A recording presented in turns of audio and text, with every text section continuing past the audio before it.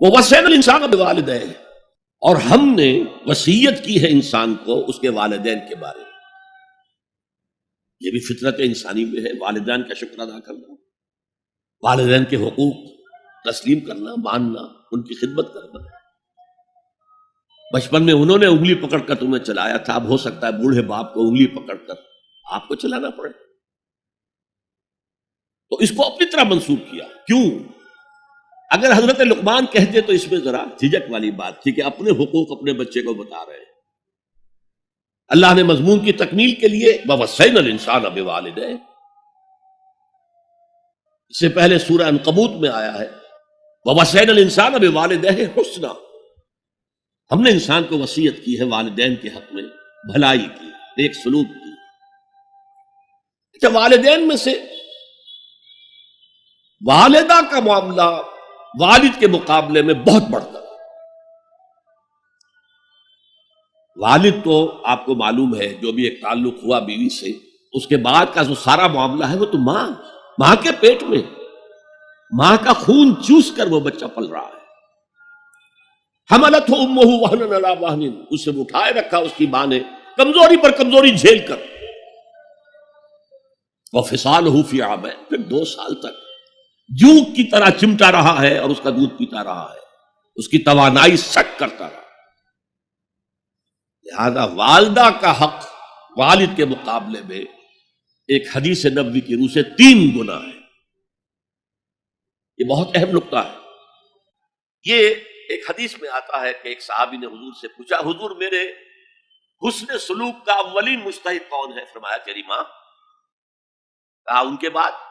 فرمایا تیری ماں. تیسری مرتبہ پوچھا ان کے بعد؟ تیری ماں. چوتھی مرتبہ پوچھا تو کہا تیرا باپ. گویا کہ والدہ کا حق اس کی خدمت، اس کے ساتھ نرمی، کہیں اس کے دل کو ٹھیس نہ پہنچا دینا.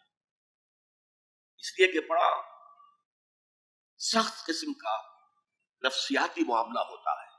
آپ کو معلوم ہے جب بچے تھے ہم تو اپنے والدین کی محبت کا مرکز تھے. ان کی ساری محبت ہم پر مرکوز تھی. ہم بھی ان کی شفقت کو مانتے تھے، محبت کرتے تھے.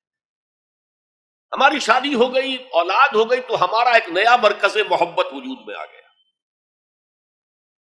بیوی سے محبت ہے، اولاد سے محبت ہے. اب بوڑھے والدین کے اندر پیاس پیدا ہوئی محبت. یہی ہمارے ہاں ساس بہو کا جھگڑا جو ہے اس کی اصل بنیاد نفسیاتی ہے کہ ان کے دلوں میں پیاس ہوتی ہے. اب اگر ان کی دلجوئی کی جائے، ان کو وقت دیا جائے، ان کے پاس بیٹھا جائے، ان کی باتیں سنی جائیں، تب تو ان کو کچھ نہ کچھ جو ہے تسکین ہوتی ہے. ورنہ ایک بڑا احساس محرومی شدید پیدا ہو جاتا ہے والدین.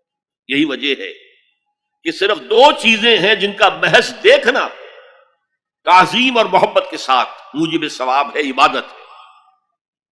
خانہ کعبہ کو محض دیکھنا عبادت ہے، بیٹھ کر تعظیماً دیکھتے رہو، طواف بھی نہیں کر رہے، دیکھنا عبادت.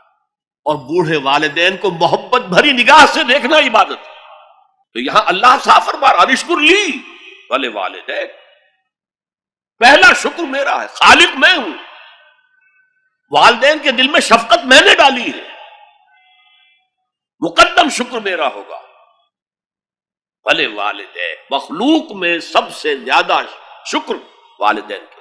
اور یہ قرآن میں 5 جگہ آیا.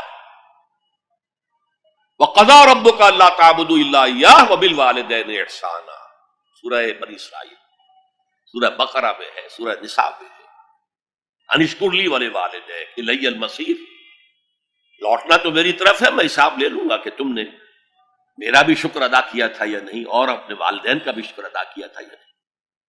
اب دیکھیے 2 چیزیں آئیں، ایک شکر اللہ کا اور اس کا تقاضا شرک نہ ہو، ایک شکر والدین کا.